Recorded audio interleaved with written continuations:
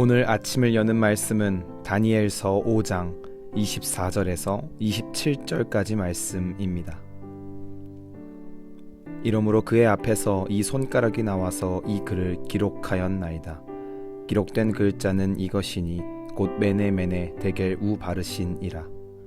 그 글을 해석하건대 메네는 하나님이 이미 왕의 나라에 시대를 세워서 그것을 끝나게 하셨다 함이요, 데겔은 왕을 저울에 달아보니 부족함이 보였다 함이요.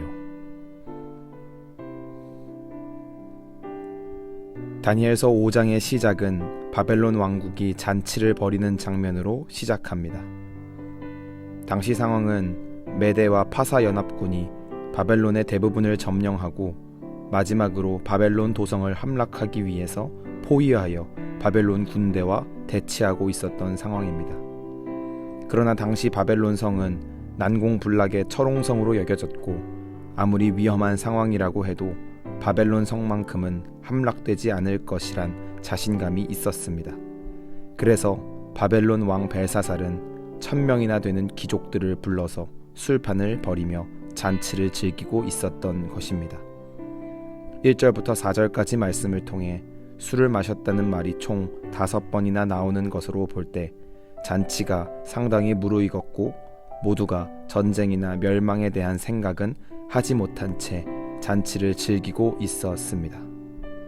심지어 예루살렘 성전에서 가져온 금 그릇과 은 그릇들에 술을 따라 마시면서 적군뿐만 아니라 하나님까지 무시하는 상황이 벌어졌습니다. 그런데 5절에 들어가면서부터 분위기가 완전히 전환됩니다. 잔치를 벌이고 있는 회장에 갑자기 사람의 손이 나타나더니 촛대 앞에 있는 왕궁의 석회벽 위로 알 수 없는 글씨를 쓴 것입니다. 무슨 글씨인지는 알 수 없었으나 사람들은 그 장면을 보고 매우 놀랐고, 특히 벨사살 왕은 사색이 되었고 온몸을 부들부들 떨며 겁에 질린 모습을 보여줍니다. 벨사살 왕은 다급하게 사람들을 불러 모아 벽에 쓰인 글씨를 해석하게 합니다. 그러나 바벨론 제국 안에 있는 어떠한 사람도 그 글을 읽고 해석할 수 없었습니다. 글씨에 대한 고민이 깊어지고 있을 때 왕비가 예전부터 신비한 일들을 자주 행하고 보여줬던 다니엘을 떠올립니다. 다니엘이라면 분명히 이 은밀한 의문의 말을 해석할 수 있을 것이라고 생각하며 다니엘을 불러옵니다. 벨사살은 다니엘에게 벽에 쓰인 글씨를 해석해주면 막대한 보상을 해주겠다고 이야기합니다. 그러자 다니엘은 그런 보상에는 관심이 없다고 말하며 18절에서 23절까지 말씀을 통해 벨사살 왕의 잘못에 대하여 지적을 합니다. 그리고 석회벽에 쓰인 글씨를 해석해줍니다.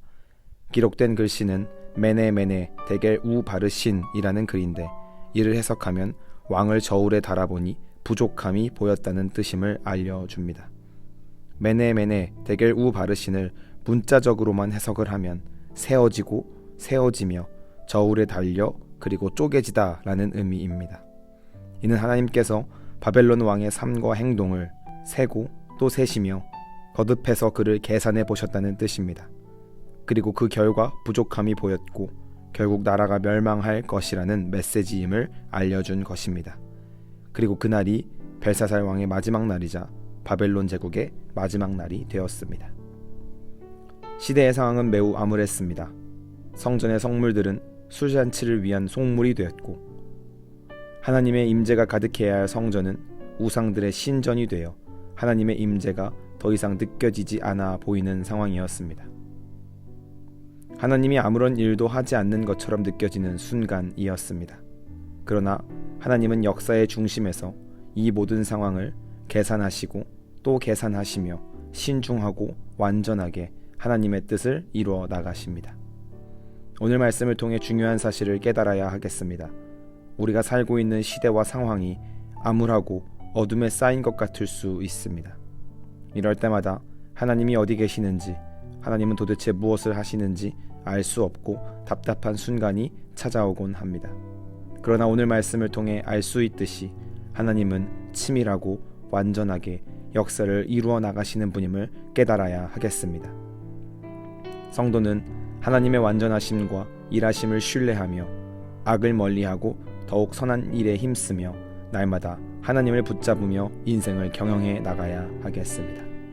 오늘 하루를 살아가시면서 지치고 힘든 또 답답하고 암울한 삶의 형편이라고 할지라도 우리의 삶을 위해서 계산하시고 또 계산하시어 최고의 것으로 갚아주실 하나님을 신뢰하며 하루를 살아가시는 성도님들이 되시길 간절히 소망합니다.